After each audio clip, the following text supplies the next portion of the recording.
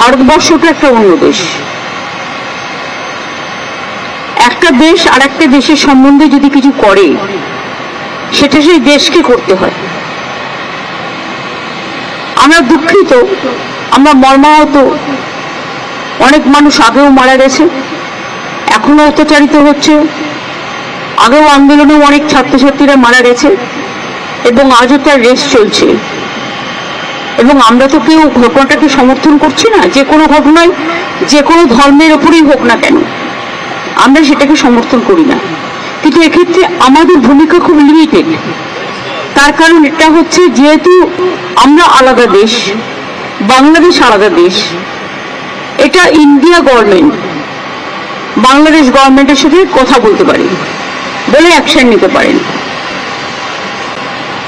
আমরা এটুকু বলতে পারি যে আমরা এক্সটার্নাল অ্যাফেয়ার্স পলিসির ব্যাপারে তৃণমূল কংগ্রেসের স্ট্যান্ড হচ্ছে যে যখনই গভর্নমেন্টে থাকুক না কেন, আমরা গভর্নমেন্টের স্ট্যান্ডটাকে সাপোর্ট করি।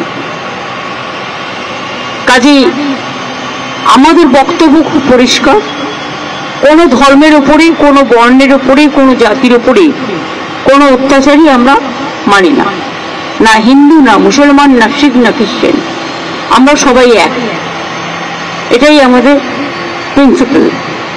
সুতরাং বুঝলে, আমার কথা দিয়ে বুঝতে পারলেন, আমরা যেসব ঘটনা আজ নয় গত 1 বছর ধরে ঘটছে, প্রত্যেকটা ঘটনার জন্যই আমরা দুঃখিত।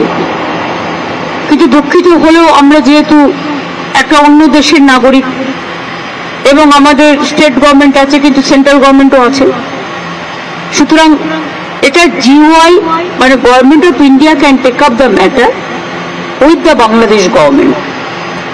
এটা বোথ দ্য কান্ট্রিজ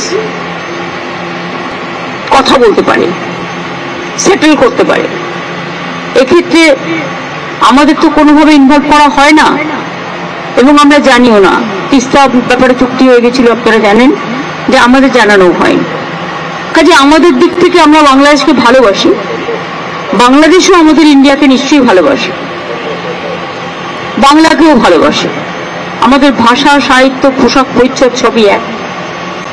রাজনৈতিকভাবে যাই মতামত থাকুক না কেন, আমরা এটা নিশ্চয়ই চাই না যে কোনো ধর্মে ধর্মে বিভেদ হোক এবং তার কোনো রেশ কারো উপর পড়ুক। এটা আমরা